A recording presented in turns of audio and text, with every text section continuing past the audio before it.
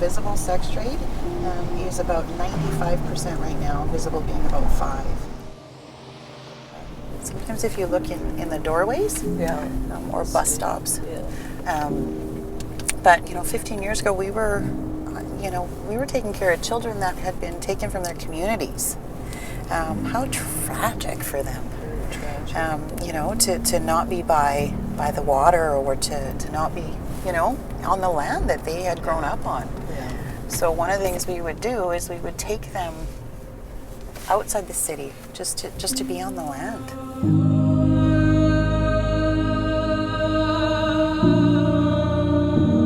Everything that we knew and everything that we were, we learned from the earth. We learned from all the things of the earth were our teachers. And that's why we set up our communities the way our ancestors set them up in those, with women being held in reverence, because they were the birthers. They're the ones who brought new life into the world. So our men respected that and honored that.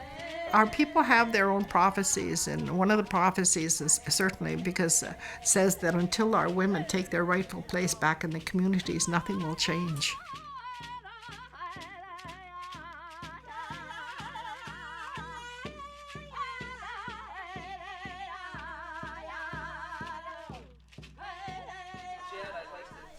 I decided at 30 years old, I ain't gonna live like this no more. I don't want to live and die this way. I need to teach my children new stuff. I need to figure out a way to support us, and I have addictions I need to deal with. So fortunately I was able to work through all that, and I'm still on my healing journey. I ain't healed yet, and people say, why don't you just get over that and put it behind you? Well, I can't do that. I've tried it. It doesn't work for me. And however long it took to break me down, it might take twice as long, and if not 3 times as long, to fix me. And I see a lot of hurt and a lot of pain in the actions of our youth, and I can see that because I've been there, and they're dealing with the system on a daily basis. And I know from personal experience, it was like trying to get away from the system, trying to find our own. Mm-hmm. And then when the system would catch up with us, it would always be our fault for running. Oh. But we didn't have anywhere to run to but the streets. So it's either one path or another, and one path is always harder than the other, but the other one has locked doors, right? And a lot of structure and a lot of rules, and it's just like being incarcerated again. In society, in government, whatever, you got to be like this perfect person, and it's impossible.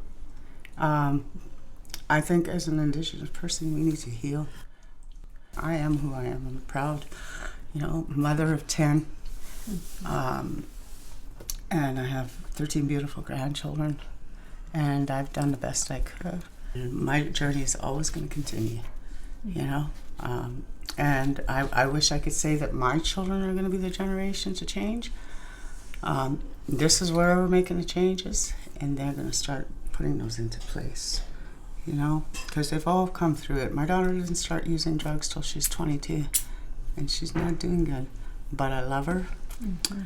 And I did what my grandmother did. I invite her into the home, I feed her, give her a safe place. I don't judge her, and I let her get angry at me because she's angry with herself. That's what addiction does. Mm-hmm. That's what many people suffer with.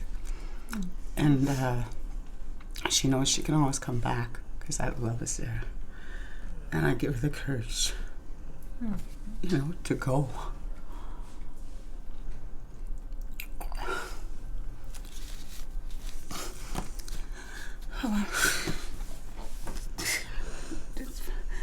Sorry. And this is why I think it's important to have the lodge, because as Indigenous people, we've been so lost, and those ways having that community, to help raise that child is gone, and I think this is an opportunity to bring that back, because it's needed, and our women need to be strong, to get our people back to who we are. We are good people, and I think we're one of the kindest, and it's not just us anymore, it's everybody. So our women will be coming to the land in a very nurturing environment, and to relieve some of the pressure of the intergenerational trauma that they've been carrying. And the idea is that they come and they have time to breathe and time to think about who they are as Indigenous women and girls, and what it means to be a part of family and community, and how we do have the inherent knowledge to change the pathway of the future for families.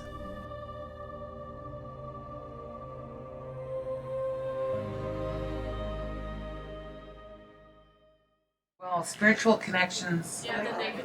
With the safe. We've been working with a number of experts in many fields in Winnipeg as well as across the country in order to make this vision a reality. We have the land, we have the architectural plans, we have a site map, and we have a business case for sustainability. And this vision is going to be a reality for the women and girls from the Indigenous community across Canada. Year-round yurts for visitors at the edge of the central courtyard. I think year-round yurts is a for sure, but at the edge of the central courtyard is a maybe, right? We are all part of the circle, which makes us all related to every living thing on in our universe, our Earth Mother. So the collective design process is a way for architects and designers to work collaboratively with clients. So the Indigenous Village project is a special project that has many people involved with it. And so when we get the design plans together, we're able to review it with a number of people, elders, other women that may be using the facilities in the future. It allows the group to come together and form a consensus of what is going to be involved with the final plans. This will be the beginning of your experience as you come to the site. So coming in here and then coming into the central circle of a garden with the 13 aspen and other elements within that garden space. It'll be fairly extensive in different areas and walkways. And then that allows you to come and go into different directions on different pathways. You look at how everything is connected. It's like Grandmother Turtle giving us life, like all the arteries, feeding into all the life that's going to come out of this place. So I really like that. Having the straight wall on the side is that you can put as many windows and blinds as you like. Having gone to residential school for many, many, many years, space I live in is really important, especially the space that I sleep in. Yeah. If that window is not enough for me to get out, I live in panic because I can't fit through the window. So even little things like that can keep people stuck and they're not able to articulate what's really going on. So things like space and the ability to be able to be free, even though you may not need to, but just the knowledge that you'd be able to be free is really important to health and well-being. And the one thing that you'll notice that is a recurring theme is a curved shape. The curve is very important because not only does it represent and relate to the earth and to organic forms, but it also relates to the female. And of course that's ultimately important. So that appears in different forms and different ways in many of the different buildings. What I was hoping to hear from this group today, that we're all headed in the same direction and in the right direction. Our people were very, very spiritual people, and we've forgotten that. They did do nothing with always saying prayers and always giving gratitude to the Earth Mother, to Grandmother Moon, to Father Sun, and Grandfather Sky, and all our relations. We did it on a daily basis. That was our life. That's how we lived. That we have been separated from that knowledge. So now we have to bring it back. That's the only way that we can come to know, who am I?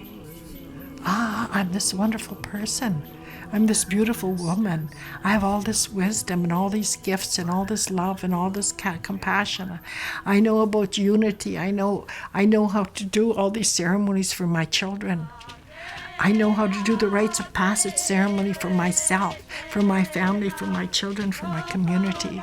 And I do it by reconnecting myself to our Earth Mother, to the Creator, and to all my relations through ceremony and rites of passage and all those things that we did to celebrate our children.